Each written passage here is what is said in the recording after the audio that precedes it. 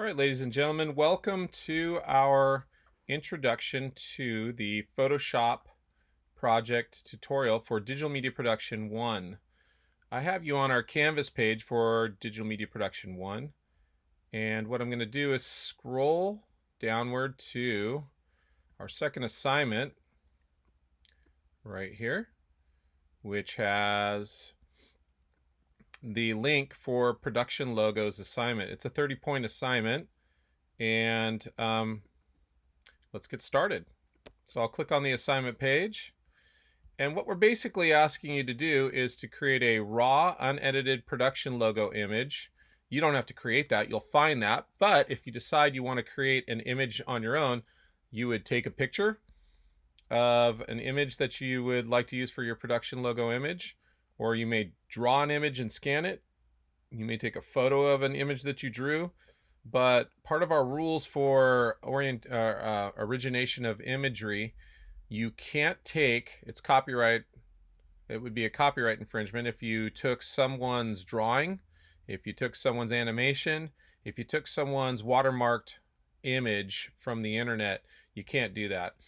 I would even go as far as to say if you were to happen upon someone's website that has raw images without watermarks, but they're saying that they are their ownership, I wouldn't use those either. So there are a lot of photos that are in the open domain in Google that you can utilize for a production logo image, and there's always the resource of you creating it yourself. So our first file, we want it to be a JPEG file, is your raw image, whatever size it may be. Again, the larger the image size, the better the quality and definition that you're going to have to work with.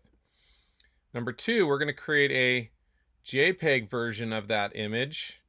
Now let's say Rocky Mountain Media. Maybe that's going to be our production logo name, Rocky Mountain Media. So each time I save these, like for example, the raw image, I want to save it as Rocky Mountain Media raw. And then my second image that I'm going to create in Photoshop is a resizing of that image. Now it's got to be greater than 10 by 10 inch and a DPI of greater than 70. That will be the resized image. Now what if my raw image is already larger than that? Then keep it that.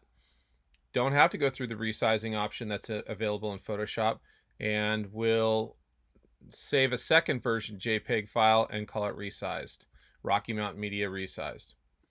In Photoshop, we're going to do a third file, which is a filtered file. We're going to use the presets that are in Photoshop, and we'll probably do that to the resized image and then save it as a third file after we filtered it, calling it Rocky Mountain Media Filtered.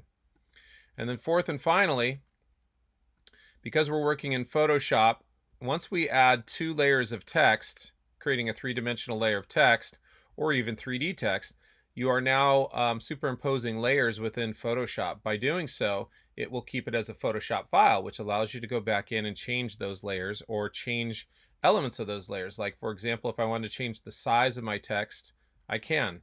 If I want to change the color of my text, I can. The placement of my text, I can. I'm even going to show you another extra little trick in which we'll superimpose in another image on top of our image. What if I wanted to put a moon and make it really funky looking in an image of a Rocky Mountain? And that moon showing up in the daytime would be odd, but wouldn't it be interesting to have an odd placement of another picture within a picture? So we'll show you how to use the Magic Lasso tool for that. And then finally, we're going to save the fifth file, which is number 4, but just saved as a JPEG, which means it's compressed. Once a file is compressed, you can't go back in and re-edit it, but you can now use that as a compressed file to post up onto a website, to use in Final Cut, to bring over to other softwares where it's not Photoshop reliant. The Photoshop file will open up just in Photoshop. So the JPEG file, once it's compressed, can be used anywhere else. So that's how we want to create our files. So we're going to have 5 files that we create and turn in, 4 of which will be altered in Photoshop. So for my production logo company, I give you some examples here on how you would name them. If it was Andromeda Films, here's how you would name each one of the 5 files. When you turn in your 5 photo files, 4 of them will be JPEG and 1 of them will be Photoshop or Photoshop equivalent if you use another software just like Photoshop, and you want to save it through there.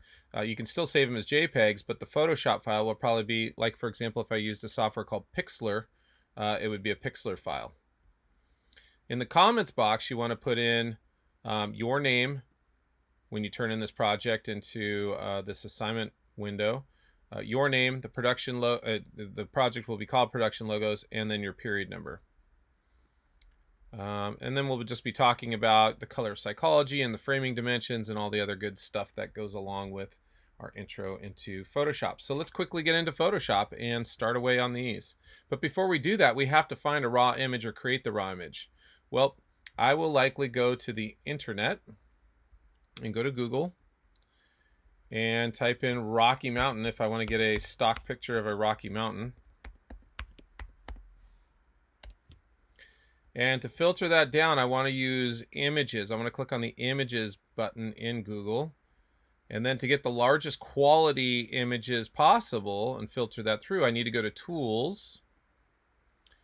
And that opens up my option for size. I want large size. Large size will typically be larger than 10 by 10 inch. And some of the things that I need to look for are, I want a picture that's wider than taller because I want it to fit my screen properly when I show it in a video. I'm also looking for a picture that has a contrasting solid color background, not multiple colors like this image right here, because there's just too much for my text of a single color to contrast with. So I need a single solid color area background and something that has symmetry in it. This is a good choice image. All of these images have something interesting to them. I really like this one because I like the road creating symmetry, a line going symmetry down the line. I could foresee me putting a moon in right here and typing in Rocky Mountain Media right there, maybe in white in contrast with the dark blue background. Remember, you want to go with the opposite color contrast text color with your background, and then find a highlight color within the image to use as a secondary color. Okay? So I think I'll use this picture because I really like the symmetry, like I said, the area, and the image. Now, don't just grab the thumbnail image. The thumbnail image would have been this small image here. Click on it, and you can either grab it from here or you can click to their website, which I am, and right-click on that image and choose Save Image As, because I'm going to save it from the internet. And I'll save it to my folder. I haven't created a folder on my desktop yet, so I'm going to create new folder, Rob Cakley, period 3, so 3, hit create. And within my folder, I'm going to create another folder and call it Production Logos RK for my initials. All right, so I'm going to be saving this project within my Production Logos RK folder. So it's called Southern Rocky Mountains. I'm going to call it, because it's my raw image, Rocky Mountain Media Raw. And I'm going to put raw in all caps. Save it to my folder. Boom. All right, so that is saved. And also, I think what I want to do is find a moon image for you guys and show you how to lasso around that. We'll just grab a really cool looking picture of the moon. Right click on that, or click on that. Hopefully it takes us to a moon picture. It sure does. I'm going to right click on that moon picture, save to my folder. I'll just call it moon. It wants to save directly to my folder that I was last in. Awesome. I think I'm done on the internet now. Now I can go to my software, Photoshop. And again, you can use any equivalent software. Pixlr, P-I-X, is a free Photoshop equivalent. I found that that's probably a good alternative. And here we go. Now we're in with Photoshop. So now that I'm onto Photoshop, what I'd like to do is in Photoshop go to Open and open my two files that are on my desktop under my RobK3 folder. Production Logos, there's the moon, and I'm going to hit the Command key and co-select Rocky Mountain Media, my raw images. And that should open them up in Photoshop. There we go. So I'm going to scrub this over to the side. Size it to my screen here so you can see it nicely at home. And here's what we have in Photoshop. We have a canvas. We have all these tools off on the side. The primary one that I like is Magnetic Lasso. Now, I could go through, and this could be an entire trimester's course teaching you about Photoshop, but we're just going to use a few of the tools. But if you want to research and dig in with Photoshop and find out more about the tools, all you have to do is leave your mouse over it, and it will do a quick demo for you of what it will do. Again, each one of these tool options, if I were to click and hold on that lasso tool, it's got 3 actual tools within it. So we're going to use Magnetic Lasso on the moon in just a moment. All right. That's a selection tool. That's a selection tool. The marquee selection tool will actually select an area, whereas this selection tool, the move tool, will actually move objects around. We'll be using those. We'll be using an eyedropper for sampling of colors. Here's our color palettes. We have a foreground and a background color palette there. And remember, anytime I click on a tool, that tool will be controlled with the controllers at the top. So right now I'm on Marquee Lasso. It's all the lasso tools. If I was on the text tool, it would now be all the text options, the size of font, the type of font, the justification, the color of it, the arcing and bending of it right there with that option tool. There's a lot of really interesting things that we can teach you in Photoshop, but we're going to do just the basics right now. Okay, so let's go ahead, and as we look at this image, we need to resize it because that's image number 2 that I'm after. Remember that our second file that we have to create is a resized file. So let's click on Photoshop, back to Photoshop. And what we will do to image resize is up here at the top where it says Photoshop, File, Edit, Image. Canvas size will allow you to create a border around your picture, much like a matting board around a picture and a picture frame around a picture. That it'll add to the surface area. What we want to do is enlarge the surface area potentially if it's not larger than 10 by 10 inch to start with. So I'm going to click on image size.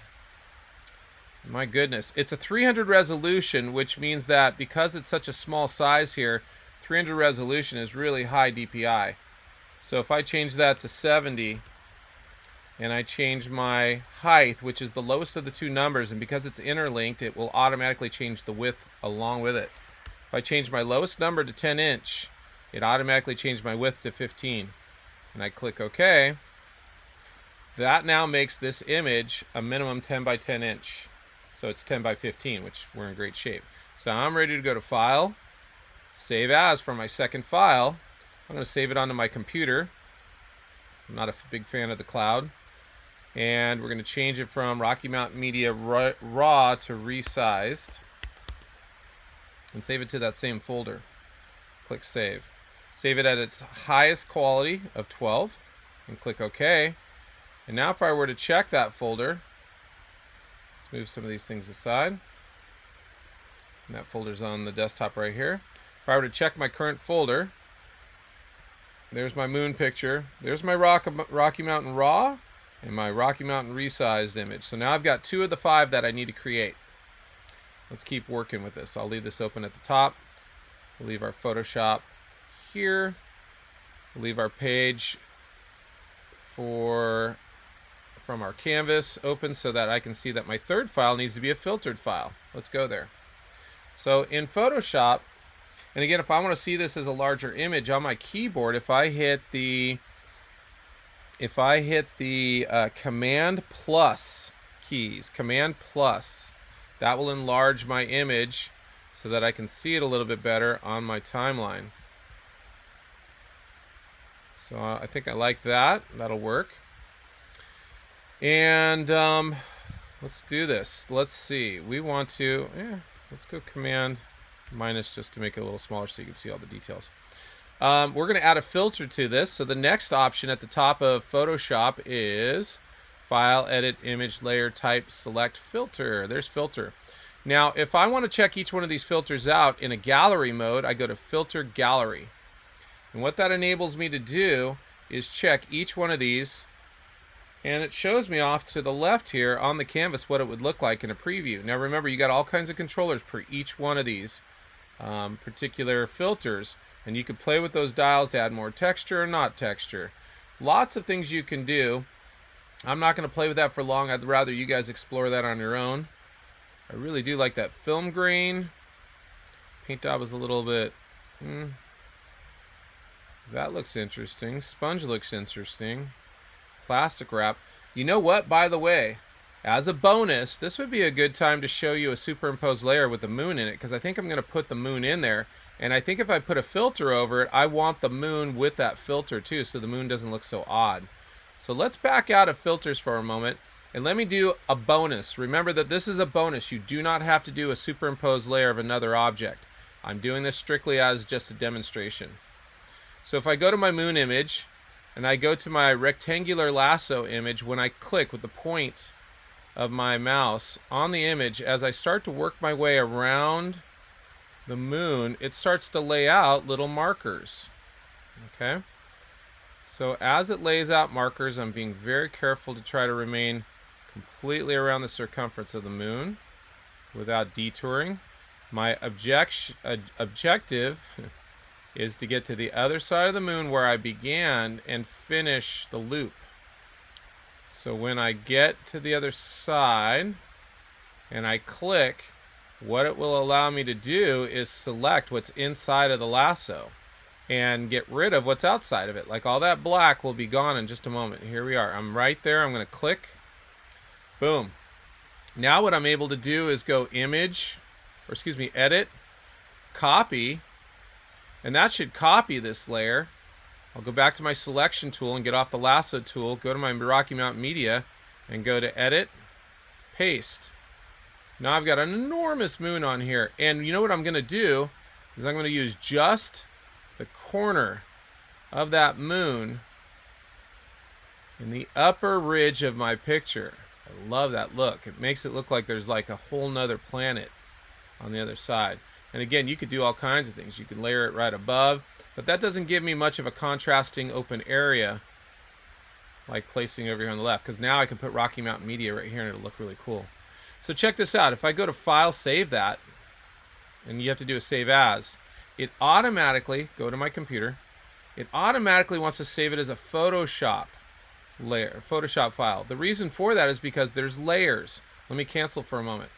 As you see, when I put these two layers on here, you'll see the layers right over here on the right hand side. So that's what layers, channels, and paths, I'm going to stick with layers, allows me to do. I can see the moon layer right here. If I want to make it invisible, there it is, gone. If I want the background to be invisible, there it is, gone. So now I have layers. Because I have layers, when I go to save this as, it wants to save it as a Photoshop file. So I can change that to emboss that moon in and save it as a JPEG format wise. So this is my Rocky Mountain Media resized.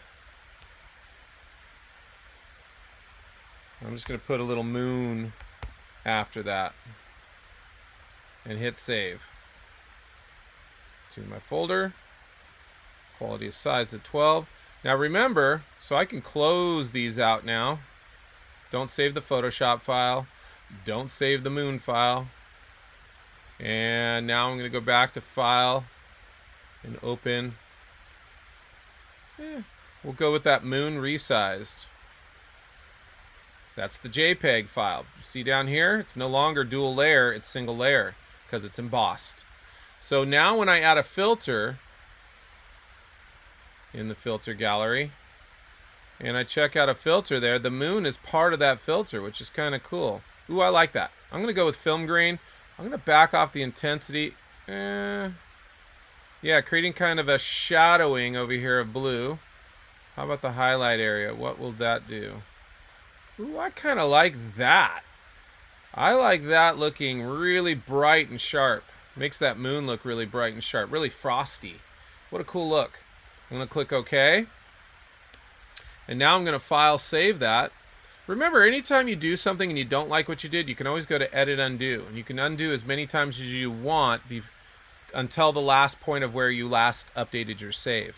Okay? If I like what I did, I'm going to do a File, Save As. Save it to my computer. Save this as Rocky Mountain. I don't even need the word moon in there, although I could if I wanted to. And this is filtered. And so that is going to save to my folder. 12 quality. And I love it so much, I'm going to keep it for my final. But you could just show me how to do a filter, save it as a filter, and then go back to your resized image, and then put your production logo on that if you don't like your filtered image. Totally up to you. Okay, but I do like my filtered image, so now I'm going to go on to my 4th and 5th, my final files that I need to create, which is dual layered text. So here's where I go for the text tool. And the text tool, as I see, is going to start off with black. Do I want black with this blue area? Well, because it's a darker blue, I'm going to go with a lighter color, which would be white. So I click on that black box up there for the color. I choose the lightest of my colors.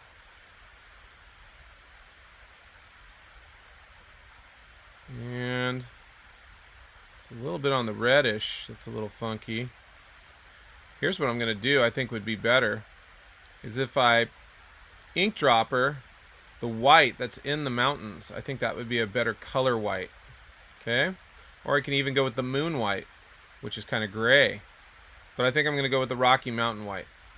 Okay, so I ink dropper that Rocky Mountain white, click OK, and this color white is actually equal to the color that I pixel grabbed out of the Rocky Mountain moon. I didn't need to select the tool, it was automatic when I waved it over my image. Alright, so now I'm going to choose a font, and I want something that looks kind of Rocky Mountain-ish. So I look at the samples off to the side that give me that kind of Rocky Mountain look. Something with a little edge. I liked that one. Chalk Duster, if you look at it. Chalk Duster has that look right there. I like it. I think it's kind of Rocky Mountain-ish. So now I'm going to click on my image and type in Rocky. And I can see this is going to be too big. So I'm going to, just so that it doesn't overwhelm the size of my image there, it's at 100 point font. I'm going to reduce that down to 12 so I can at least see it. Ooh, that's way too small. I'm going to choose 30 just to have something workable. Click back on my layer of text. After Rocky, hit space. Rocky. You know what? I'm going to do an enter. Mountain. Enter. Media. Rocky Mountain Media, and I'll have that run across. Now, I could do that, or I could choose click right before mountain and hit a space.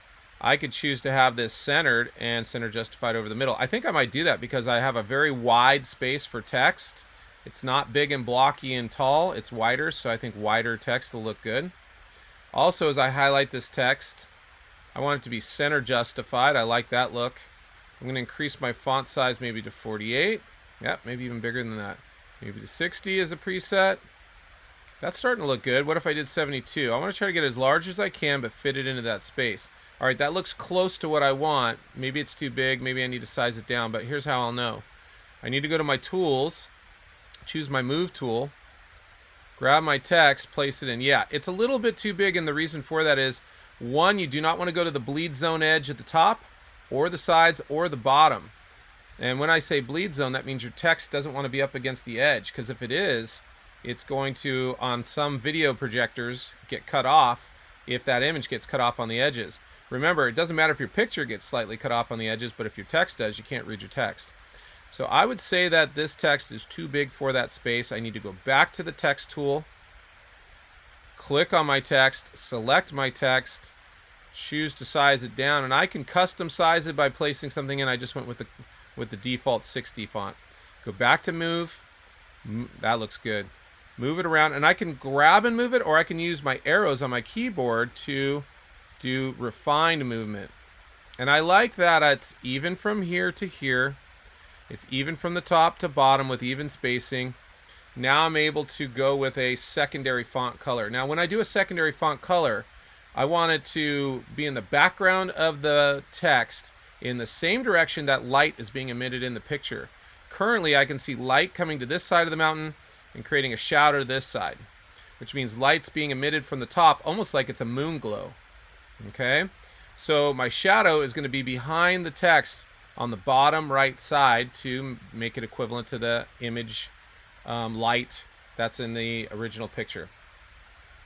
All right, so to create a second layer of this text, once I have it all sized and placed and everything's dialed in, you go down to your layers in Photoshop and right-click on that layer, which allows you to duplicate a layer. Click OK. Now I have a second layer of text, and you'll see that because I can click and grab it off of the other Rocky Mountain image. Now, I need to go to the text option, click on that layer of text, highlight that layer of text, and now my color that I'm going to use for that needs to be maybe a highlight color that's somewhere within this image. Maybe green, maybe this interesting orange. In fact, let's grab that interesting orange. I like that. Click OK. Go to my Move tool. Move that text.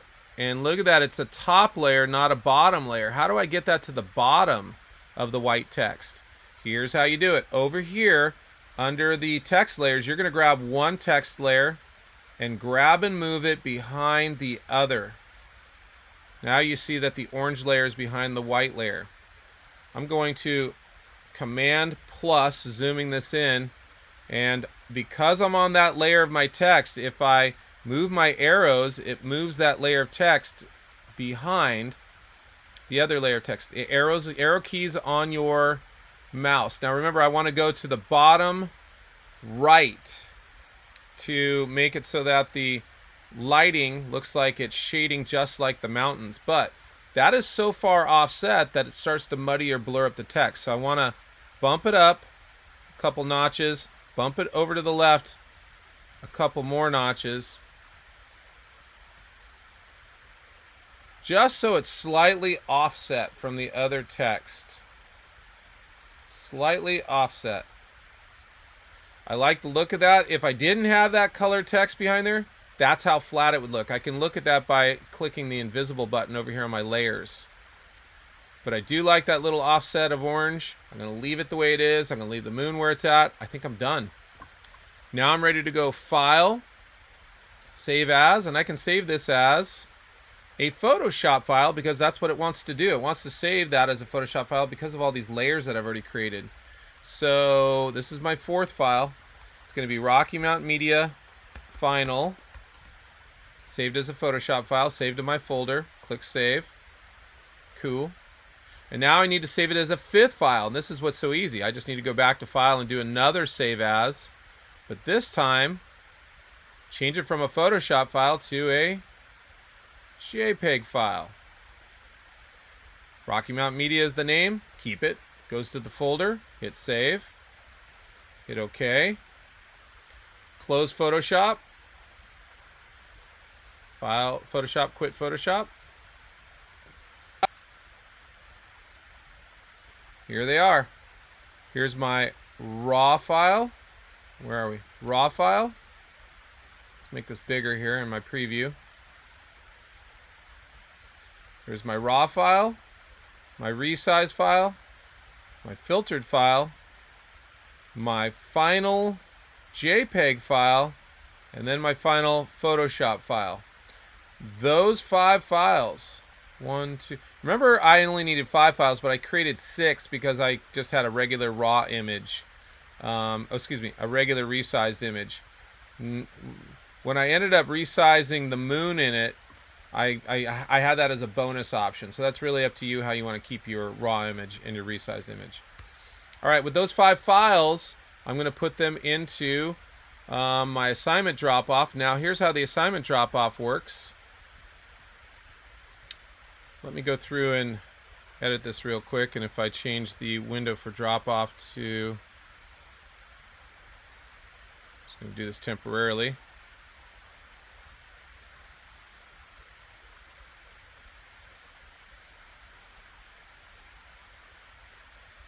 Okay. So from a student view,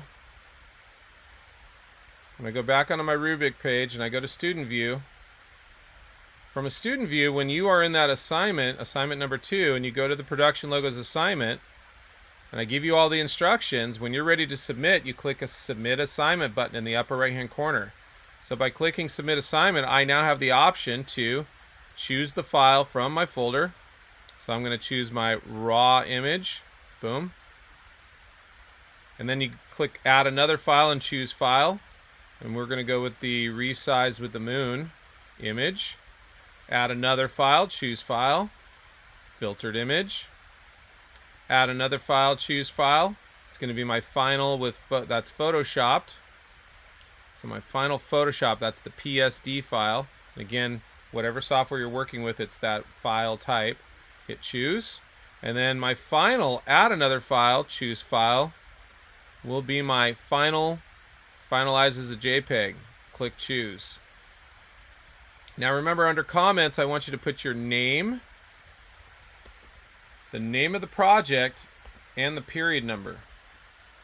Rob Cakeley, production logos, period 1. When you hit submit, turns in your assignment, and you are done. And that's our instruction for the Photoshop production logos tutorial. Thanks for coming.